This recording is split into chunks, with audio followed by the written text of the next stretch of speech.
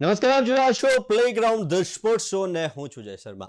તો સ્પિન અને uneven pitch પર સાઉથ આફ્રિકાના સ્પિનર્સ ખાસ કરીને હાર્મર અને યેન્સનની ઘાતક બોલિંગ સામે ભારત માત્ર 189 રનમાં ઓલ આઉટ થઈ ગયું, જ્યાં એક પણ ભારતીય બેટ્સમેન અડધી સદી ફટકારી શક્યો નહીં.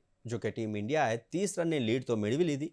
તો બીજા દાવમાં ભારતના સ્પિન એટેક કુલદીપ જાડેજાએ પોતાનો જાદુ બતાવ્યો અને સાઉથ આફ્રિકાને લીડની અંદર જ માત્ર 25 રનમાં 2 ઝટકા આપી દીધા. આ મેચ હવે દરેક ક્ષણે પલટાઈ શકે છે અને આ જ મેચ વિશે કરીશું ચર્ચા. અને આ ચર્ચા કરવા માટે આપણી સાથે ઓનલાઈન જોડાયા છે સ્પોર્ટ્સ એક્સપર્ટ અશોક મિસ્ત્રી. અશોકભાઈ, આપનું સ્વાગત છે. અશોકભાઈ, આપણે ચર્ચાની શરૂઆત કરીએ તે પહેલા જોઈએ એક રિપોર્ટ. ભારત અને સાઉથ આફ્રિકા વચ્ચે રમાઈ રહેલ ઈડન ગાર્ડન પરની પ્રથમ મેચ એક ચોંકાવનારા પરિણામ તરફ આગળ વધી રહી છે.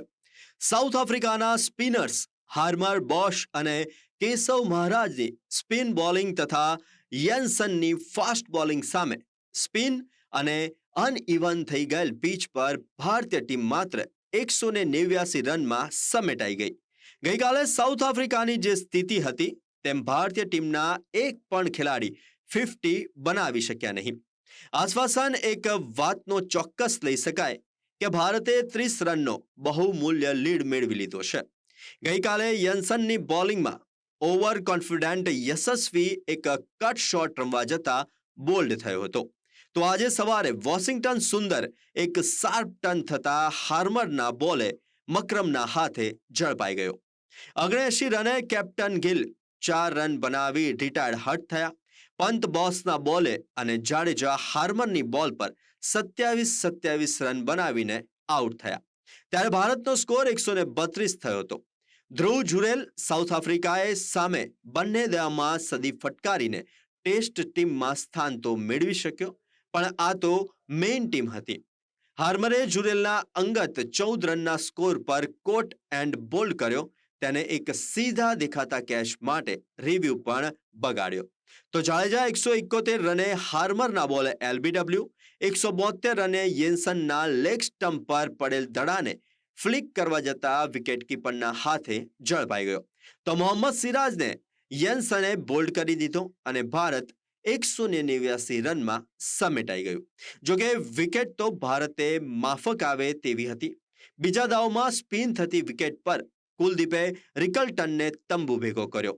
તો જાડેજાએ માર્કરમને જુરેલના હાથે ઝડપાવીને સાઉથ આફ્રિકાને ભારતના લીડની અંદર જ માત્ર 25 રનમાં જ આઉટ કરીને દેખીતો લાભ મેળવી લીધો. તો સાઉથ આફ્રિકાને લીડની અંદર જ માત્ર 25 રનમાં 2 ઝટકા આપી દીધા છે. અશોકભાઈ, આપણે ચર્ચાની શરૂઆત કરીએ તો ભારત અને સાઉથ આફ્રિકા વચ્ચે કોલકાતાના ઈડન ગાર્ડન પર જે મેચ રમાઈ રહેલ છે, જે પ્રથમ ટેસ્ટ મેચ રમાય છે, તે નાટ્યાત્મક પરિણામ તરીકે આગળ વધી રહી છે તેમ કહી શકાય. અને શું આ ટેસ્ટ મેચ 5 દિવસ ચાલશે ખરી? અને અત્યાર સુધીની સ્થિતિને ધ્યાનમાં રાખીએ તો શું કહેશો?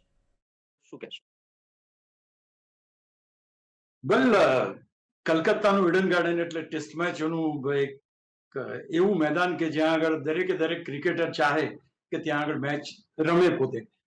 ખાસ કરીને અત્યાર સુધી એટલે કે નરેન્દ્ર મોદી સ્ટેડિયમ નહોતું બન્યું ત્યાં સુધી આ સ્ટેડિયમ નંબર 1 હતું. જ્યાં સુધી પ્રેક્ષકોની ના સમાવેશની વાત છે કે ક્રિકેટના ચાહકોની વાત છે, ગજબ ત્યાં આગળ જે પરિસ્થિતિઓ હોય છે. ઇવન ટેસ્ટ મેચની અંદર પણ ટેસ્ટ મેચ જોવા માટે હજારોની સંખ્યામાં પ્રેક્ષકો અહીંયા ઉમટી આવે. પણ દરેક મેચની જેમ દરેક મેદાનની એક ટિપિકલ આઈડેન્ટિટી હોય. એ ટિપિકલ આઈડેન્ટિટીમાં ભારતના સ્પિનરો વર્ષોથી દુનિયા ઉપર રાજ કરે છે. એટલે કે ચંદ્રશેખર બેદી, પ્રસન્ના, વેંકટ રાઘવન, ભગવત ચંદ્રશેખર, આ બધા ખેલાડીઓએ આ અમુક મેદાનો, ખાસ કરીને ઈડન ગાર્ડનની વાત કરો તમે, કે તમે આ પર્ટિક્યુલર મેદાનની વાત કરો, તો અહીંયા આગળ જે છે એ ક્યાંક ને ક્યાંક ફિરોઝશાહ કોટલા અને ઈડન ગાર્ડન આ બંને ઉપર સ્પિનરોનું જબરજસ્ત વર્ચસ્વ જોવા મળે. ત્યાં આગળ મેચ રમતા હોય એટલે ભારતના સ્પિનરો ત્રાટકે છે અને તમને કોઈ પણ સંજોગોમાં હરાવે. પહેલા એવું હતું કે દરેક દેશના પોતાની જેમ પોતાની પાસે જે સ્ટ્રેન્થ હોય એ સ્ટ્રેન્થ પ્રમાણે મેદાનો બનાવે. એમાં ભારત પોતાની સ્પિન સ્ટ્રેન્થ ઉપર મેદાન બનાવતું, અને એમાંનું ઈડન ગાર્ડન એક છે. હજુ તો મેચ ગઈકાલે શરૂ થઈ છે. આપણે એમ કહીએ છીએ કે ચલો ભાઈ ટેસ્ટ મેચ છે, ધૈર્યની રમત છે, પણ ત્યાં સુધી પહોંચતા પહોંચતા તો આજે બીજા દિવસે તો કેટલી બધી ઘટનાઓ ઘટી ગઈ. અને સૌથી મહત્વની આ બની કે ભારતને આપણે 159 ઓલ આઉટ સાઉથ આફ્રિકાને કર્યું, તો વી વર વેરી હેપી કે ચલો આપણે બહુ સસ્તામાં એમને એ કરી નાખ્યા તેમ કરી. પણ ત્યાર પછી ભારતની જે દશા થઈ, અને ભારતની પણ મજબૂત ટીમ, વર્લ્ડની સારામાં સારી ટીમ ગણાતી, એ પણ 189 ઓલ આઉટ થઈ ગઈ. એટલે પછી બધાના ભાવ ચડ્યા કે ભાઈ આ તો સ્પિન વિકેટ.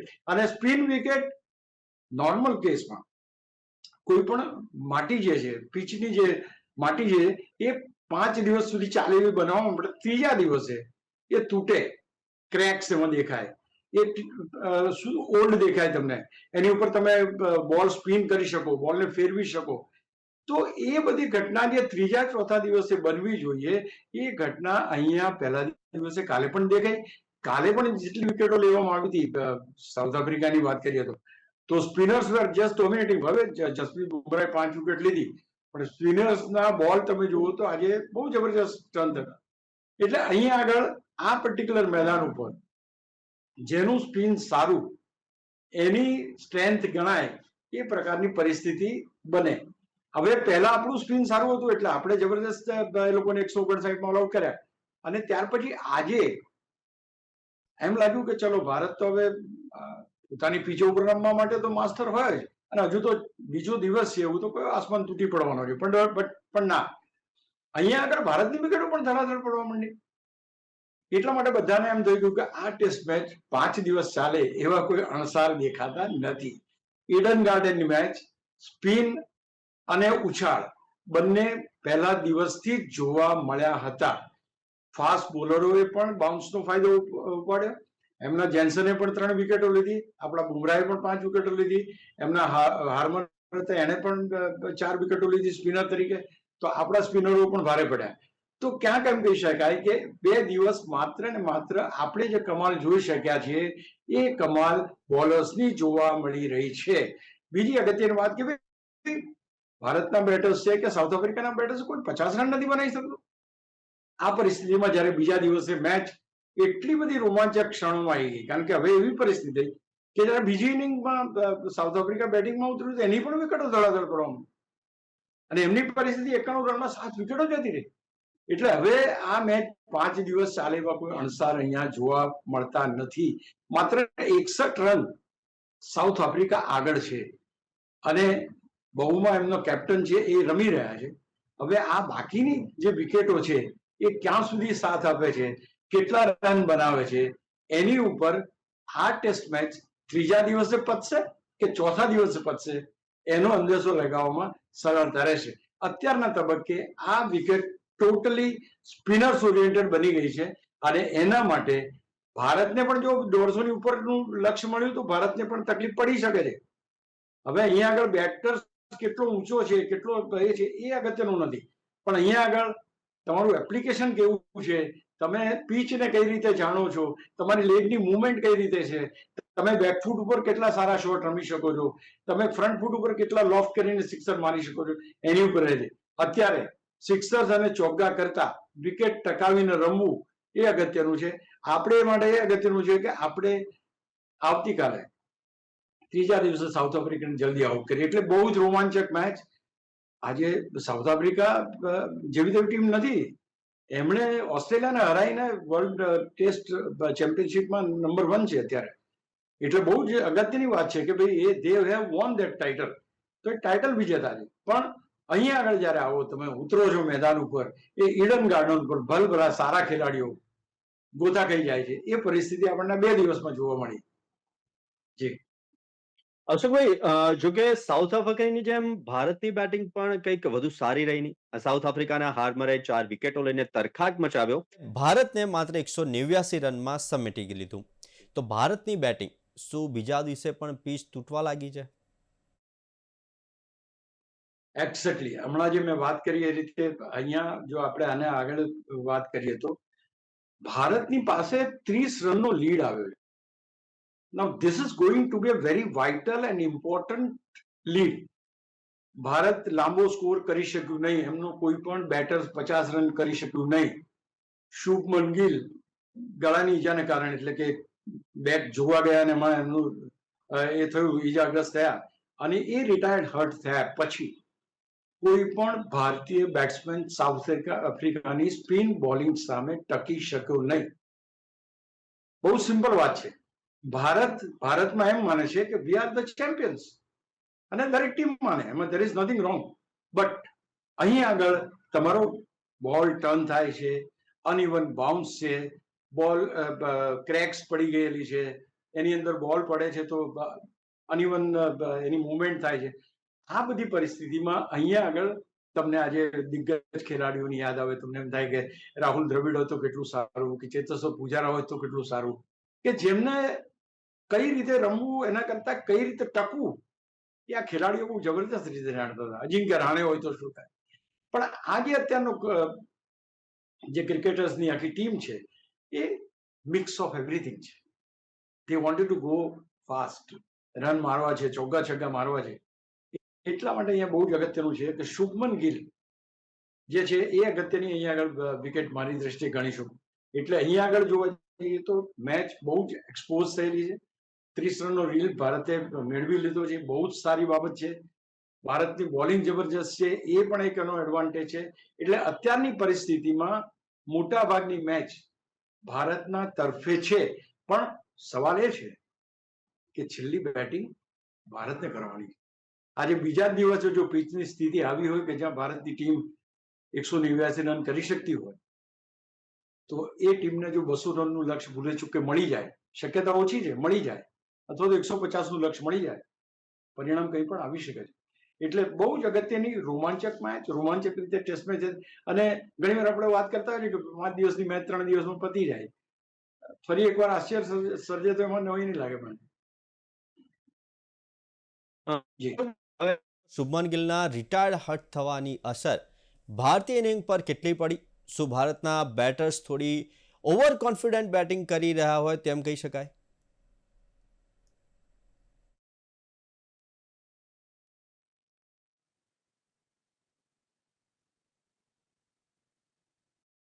અવાજ આપને આવી રહ્યો છે સર? શુભમન ગિલની જે રિટાયર્ડ હર્ટ થયા અને તેની અસર ભારતીય ઇનિંગ પર કેટલી પડી? અને મેચ જોતા એવું નથી લાગી રહ્યું કે ભારતના બેટર્સ હવે થોડાક ઓવર કોન્ફિડન્ટ બેટિંગ કરી રહ્યા હોય? એક વસ્તુ છે, મોસાળમાં જમવાનું હોય, મા પીરસનારી હોય, પોતાના દેશમાં રમવાનું, પોતાના લોકો સામે રમવાનું, આવા સંજોગોમાં દરેકે દરેક ખેલાડીને લોકપ્રિય થવાની ઘેલછા થાય, સ્વાભાવિક છે. એટલા માટે ટેસ્ટ મેચને ધૈર્યની રમત કહેવામાં આવે. That is the reason we tell everybody says કે ભાઈ અહીંયા આગળ તમારે માથું નીચું રાખીને રમવું પડે. તમે ઓફ સ્ટમ્પની ઉપર બહાર બોલ છે તો જવા દો એને, તમારે જતું કરવું પડશે. જો તમે ઓછું રમશો, એટલે કે બોલને ગમે ત્યાં જઈને કનેક્ટ કરવાની. T20 ના વન ડેમાં એવું થઈ ગયું છે. આજે તમે વિચાર કરો કે વૈભવ આપણો જે ખેલાડી છે એ 44-45 બોલમાં 144 રન ફટકારી દે છે. આ ક્યાં જઈને ક્રિકેટ અટકશે?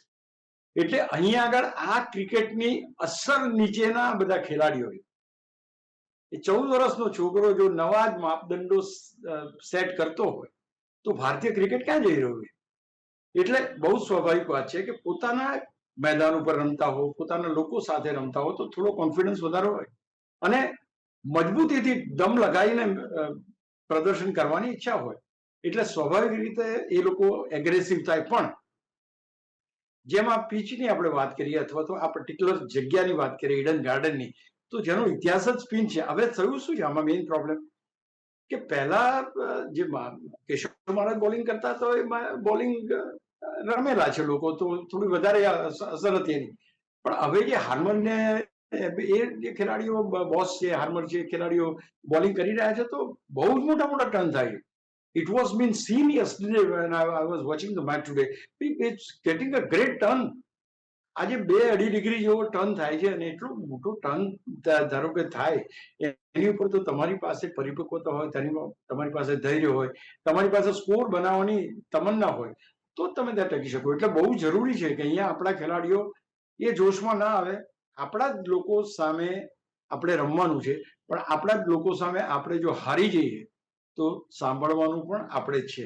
એટલે બેટર છે કે થોડુંક ધૈર્ય રાખીને, થોડુંક વધારે સારી રીતે બોલિંગ તો અત્યારે સારી થઈ છે, બહુ મોટું ટોટલ મળે એવું લાગતું નથી, તો એ ધૈર્યપૂર્વક રમશે તો ઓવર કોન્ફિડન્સ થવાની જરૂર નથી. આપણા બોલરોએ બહુ જ સારું કામ કર્યું છે. We have kept the opposition to a limited score. અત્યારે માત્ર 61 રનનો એ છે અને આપણે એમની આટલી બધી વિકેટો 7 વિકેટો પાડી દીધી છે. એટલે we are in a very better position. પણ બાકીની 3 વિકેટો જેમાં કેપ્ટન બહુમાં પોતે રમી રહ્યા છે, we need to take those wickets very early. આવતીકાલે શરૂઆતમાં તમારે 3 વિકેટો લઈને 100 ની અંદરનો ટાર્ગેટ લઈ લેવો જોઈએ, જેથી કરીને આપણે જીતવામાં સરળતા રહે. If that target goes to 150 plus, then yes, we also will have the similar trouble. જી.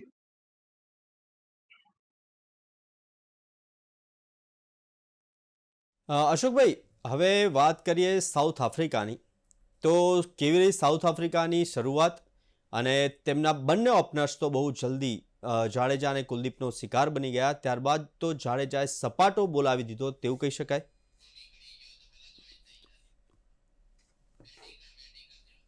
તો સાઉથ આફ્રિકાના હાર્મનની 4 વિકેટો, મહારાજની 1 અને બોસની 1 વિકેટ, યેન્સનની 3 વિકેટો. સ્પિનર્સો ઝળકી રહ્યા છે. મેચ 5 દિવસ ના ચાલે તેવી તમામ સંભાવનાઓ સેવાઈ રહી છે. તો ટન અને અનિવન ઉછાળવાળી પીચ અને સાઉથ આફ્રિકાના સ્પિનર્સનો તરખરાટ જોવા મળ્યો. ભારત માત્ર 159 રનમાં જ ઓલ આઉટ થઈ ગયું.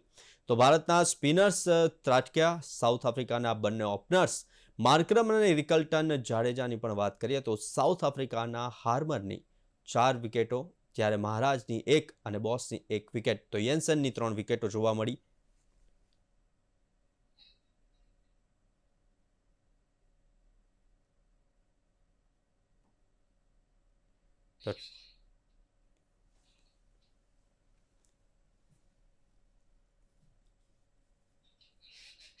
તો ભારતના સ્પિનર્સ ત્રાટક્યા છે. અશોકભાઈ, મારો અવાજ આપને આવી રહ્યો છે?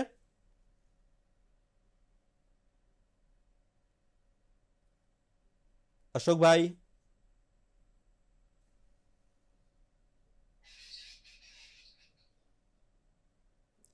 તો મેચ 5 દિવસ ના ચાલે તેવી તમામ સંભાવનાઓ સેવાઈ રહી છે, અને ખરેખર આ મેચ રોમાંચક ટર્ન લઈ રહી છે. અને હાલ જે પ્રમાણે ચર્ચા ચાલી રહી છે તો સ્પિનર્સનો તરખરાટ જોવા મળી રહ્યો છે, અને ભારતના સ્પિનર્સ સાઉથ આફ્રિકાની ટીમ પર ત્રાટક્યા છે. અને જે પ્રમાણે હાલ જે મેચ જોવા મળી રહી છે તો કહી શકાય કે આ મેચ 5 દિવસ તો ચાલે એમ છે નહીં, પરંતુ ક્યાંક ઓવર કોન્ફિડન્સ જોવા મળી રહ્યો છે, તો ક્યાંક આપણને સ્પિનર્સનો તરખરાટ જોવા મળી રહ્યો છે.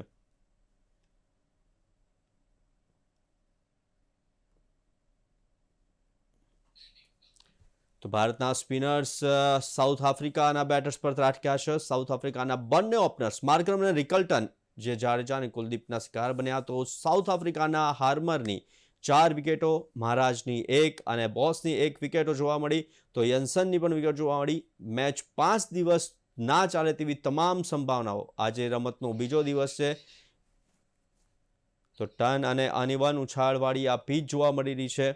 અને સાઉથ આફ્રિકા સામેની આ મેચ અને તેની અંદર પણ ભારતીય ટીમોનું ઓવર કોન્ફિડન્સ જોવા મળી રહ્યું છે, અને તેના કારણે પણ મોટું નુકસાન પહોંચી રહ્યું છે.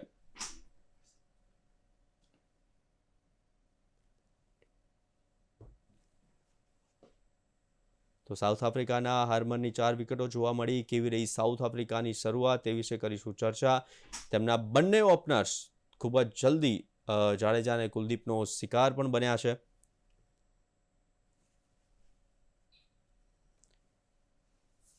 તો ટર્ન અને સ્પિનની આ પીચ, અને આ પીચ ઉપર સ્પિનર્સનો તરખરાટ જોવા મળ્યો. અશોકભાઈ, કેવી રહી સાઉથ આફ્રિકાની શરૂઆત? તેમના બંને ઓપનર્સની વાત કરીએ તો બહુ જલ્દી જ જાડેજા અને કુલદીપનો શિકાર બની ગયા. ત્યારબાદ તો જાડેજાએ સપાટો બોલાવી દીધો. શું કહેશો?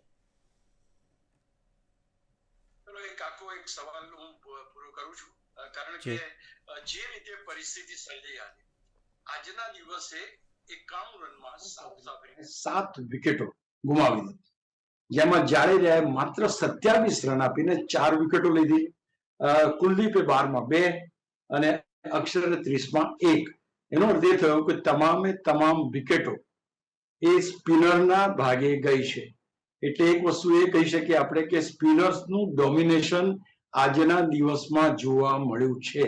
અને જ્યારે સ્પિનર્સનું ડોમિનેશન જોવા મળે આ ટર્ન થતી વિકેટ ઉપર, જે પ્રમાણે સાઉથ આફ્રિકાના કેપ્ટન અત્યાર સુધી લગભગ 28 રન બનાવીને અણનમ છે, પણ બાકીના ખેલાડીઓ એમને કેટલો સપોર્ટ આપે છે એ જોવાનું રહેશે. આપણને 30 રનનો જે સ્કોરનો લીડ મળ્યો હતો એ કેટલો ઉપયોગી થયો તમે જુઓ. આપણે તો લીડની અંદર જ 2 વિકેટો લઈ લીધી, એટલે સ્કોર આપણને જે અત્યારે જોવા મળે છે માત્ર 61 રનના જ વધારો જોવા મળે છે. તો આ એક બહુ જ મહત્વની અને એક કહેવાય ને કે એક ટર્નિંગ પોઈન્ટ છે કે તમે આજે 61 રનમાં એમની 7 વિકેટો ઝડપી લીધી છે. અને 61 રનની અંદર 7 વિકેટો ગયા પછી આ ટીમ બહુ દોડીને 100 રન સુધી જઈ શકે. હું કોઈ ક્ષમતાની વાત નથી કરતો, બહુમાની ક્ષમતા અઢળક છે, એમાં કોઈ સવાલ નથી, પણ આ ટર્ન થતી વિકેટ ઉપર, આ પ્રકારનો ઉછાળ ધરાવતી વિકેટ ઉપર તમે લાંબુ ખેંચી શકો નહીં લાંબો સમય. એટલે કાલે સવારમાં ભારતના સ્પિનરો સાઉથ આફ્રિકાની બાકીની વિકેટો લંચ પહેલા લઈ લે છે અને ભારતને ટાર્ગેટ 110, 115 કે 125 સુધીનું આવે છે. તો આ ટેસ્ટ મેચ ભારતને જીતવી આસાન રહેશે. That is number 1. પણ 125ના સ્કોરમાં પણ તમારે ધ્યાન રાખવું પડશે કે શુભમન ગિલ આવતીકાલે રમવા ઉતરી શકશે કે કેમ, એ પણ એક મહત્વની વાત છે. ત્યારે ટર્ન થતી વિકેટ, ઉછાળ લેતી વિકેટ ઉપર KL રાહુલ છે, રિષભ પંત છે, યશસ્વી જયસ્વાલ છે, આ બધા ખેલાડીઓ કે જેમની ઉપર દારોમદાર છે, એ ખેલાડીઓ માથું નીચું રાખીને રમવું પડશે. અહીંયા છક્કા ચોગ્ગાની કોઈ જરૂર. અશોકભાઈ, તમે સારી સ્થિતિમાં આવશે. પીચની વાત કરી અત્યારે, તો આ મેદાન પર વિકેટ પર ટકવા માટે, જે રીતના આપણે પ્લેયર્સની વાત કરી અને તેમણે બેટિંગ પર ધ્યાન રાખવું પડશે, તો વિકેટ પર ટકવા માટે ટેકનિકલ એક્સપર્ટીઝની વધુ જરૂર પડશે, કારણ કે પીચની સ્થિતિ હવે નાજુક છે. અત્યારે તો સ્કોર શું છે અને મેચની સ્થિતિ કેવી છે તે જણાવશો. બિલકુલ, તમે જે કહ્યું તો બિલકુલ સાચી વાત છે કે તમારી પાસે હોવું જરૂરી છે. અહીંયા આગળ ટેકનિકલ એક્સપર્ટ આપણી ટીમમાં કોની પાસે છે? ચલો વાત કરીએ તો યશસ્વી જયસ્વાલ પણ યુવાન છે, રેશ શોટ્સ મારે છે. તમારી પાસે KL રાહુલ છે કે જેની ઉપર તમે ભરોસો રાખી શકો. તમારી પાસે રિષભ પંત છે કે જો થોડો કંટ્રોલ કરે તો એ આપણને બહુ મદદરૂપ થઈ શકે. તમારી પાસે શુભમન ગિલ છે કે જેની પાસે એક આવડત છે વિકેટ ઉપર ટકવાની. તમારી પાસે રવિન્દ્ર જાડેજા છે કે જેઓ ઘણી બધી વાર આપણને જીતાડ્યા છે એક સારી ઇનિંગથી. તો આ બધી પરિસ્થિતિમાં વિકેટો ગુમાવ્યા વિના, ચોગ્ગા છગ્ગા માર્યા વિના, પોતાના પગની મૂવમેન્ટ બોલની લાઈનમાં કઈ રીતે કરીને શોટ મારવો અથવા તો કઈ રીતે કટ કરવો કે પુલ કરવો, એ ધ્યાન રાખીને રમવાની જરૂર છે. અહીં આગળ જો 100ની ઉપર સ્કોરનો ટોટલ આવે છે તો જોશ નહીં પણ હોશથી આપણે પણ રમવું પડશે.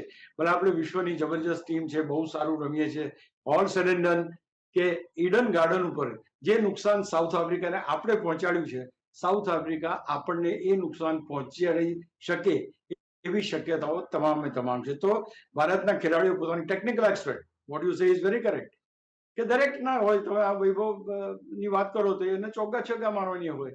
જ્યારે ચેતેશ્વર પૂજારા હતા તો 49 રને પહેલો રન લેતા હતા, 49 બોલ રમ્યા પછી. બટ અહીંયા એ ધૈર્ય જોઈશે અને એ ધૈર્ય જો મળશે તો હું માનું છું કે પહેલી ટેસ્ટમાં ભારત જીતે એવી શક્યતાઓ અહીંયા પૂરેપૂરી બની ગઈ છે.